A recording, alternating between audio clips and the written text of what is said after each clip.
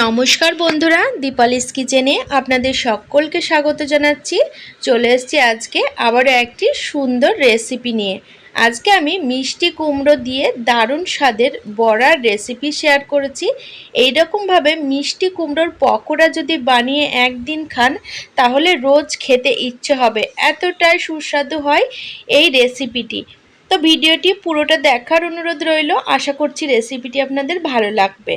তো মিষ্টি কুমড়োর পকোড়া বানাবো, তার জন্য এখানে কুমড়োগুলো ছোট ছোট টুকরো করে কেটে নিয়েছি আর জল দিয়ে ভালো করে ধুয়ে নিয়েছি। এবার ওভেনের ওপর কড়াই বসিয়ে কড়াইয়ের মধ্যে 1 গ্লাস মতো জল দিলাম। জল হালকা গরম হয়ে গেছে। এবার কেটে ধুয়ে রাখা কুমড়োগুলো জলের মধ্যে ঢেলে দিচ্ছি। এবার ঢাকা লাগিয়ে 5 থেকে 7 মিনিট হতে দেব। তো বন্ধুরা, মিষ্টি কুমড়ো কিন্তু খুব তাড়াতাড়ি সেদ্ধ হয়ে যায়, যার কারণে সেদ্ধ হতে বেশি সময় লাগবে না।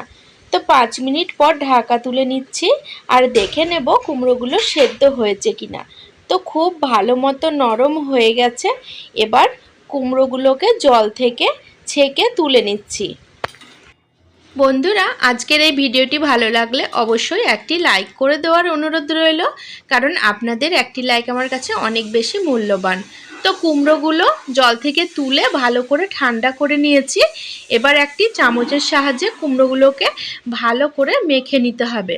চাইলে কাজটি আপনারা হাত দিয়েও করতে পারেন, হাত দিয়েও খুব সুন্দর করে মেখে নিতে হবে। তো এখানে আমি চামচ দিয়ে খুব ভালো করে মেখে নিয়েছি। এবার আমি এর মধ্যে কিছু উপকরণ মিশিয়ে দেব। তো প্রথমেই আমি এর মধ্যে 2টো ছোট সাইজের পেঁয়াজ কুচি দিয়ে দিচ্ছি আর ঝালের জন্য 1টি কাঁচা লঙ্কা কুচি দিয়ে দিচ্ছি। ঝাল অবশ্যই আপনারা আপনাদের স্বাদ বুঝে বাড়িয়ে কমিয়ে দেবেন।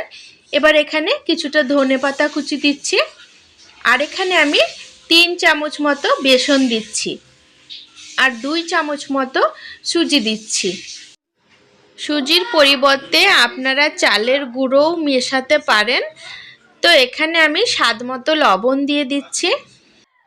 এবার অল্প একটু হলুদ দিয়ে দিচ্ছি। এতে হলুদ না দিলেও চলে, তবু আমি একটু হলুদ দিলাম। আর এখানে 1 চামচ চাট মশলা দিয়ে দিচ্ছি। যেহেতু কুমড়ো একটু মিষ্টি হয় তাই চাট মশলা একটু দিলাম, যাতে চটপটা ভাব আসবে। আর এখানে 1 চামচ কাশ্মীরি লঙ্কার গুঁড়ো, 1 চামচ কালো জিরে আর 1 চামচ সাদা জিরে দিয়ে দিলাম। এবার সমস্ত উপকরণ হাত দিয়ে বেশ ভালো করে মেখে নিতে হবে। বন্ধুরা, ভিডিওটি ভালো লাগলে অবশ্যই আমার সাথে থাকবেন।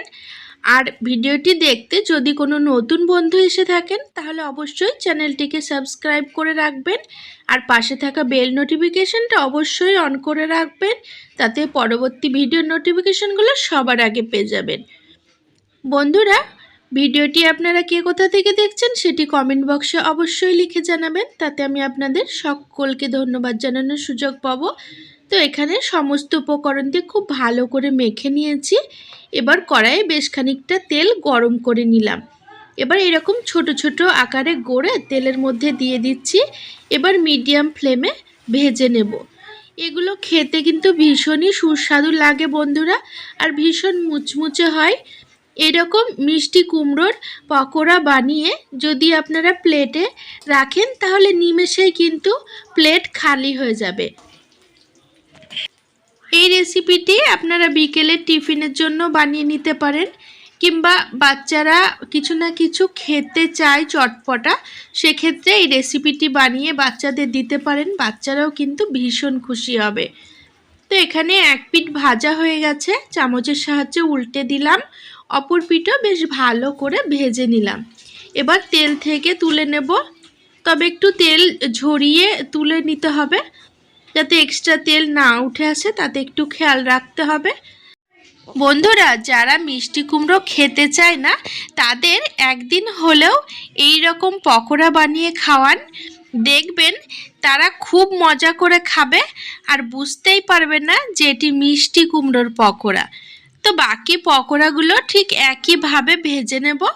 এটি বানাতেও কিন্তু খুব একটি বেশি সময় লাগে না বন্ধুরা, ঝটপট তৈরি হয়ে যায় আর ঘরে থাকা কয়েকটি উপকরণ দিয়েই কিন্তু বানিয়ে ফেলতে পারবেন।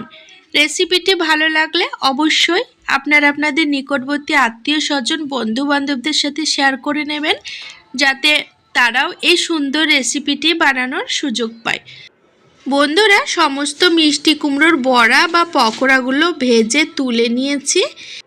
বন্ধুরা, যখনই নতুন কিছু খেতে ইচ্ছা করবে কিংবা বিকেলবেলা চায়ের সাথে খাওয়ার জন্য ঘরে মিষ্টি কুমড়ো থাকলে এই পকোড়াটা একদিন হলেও বানিয়ে দেখবেন।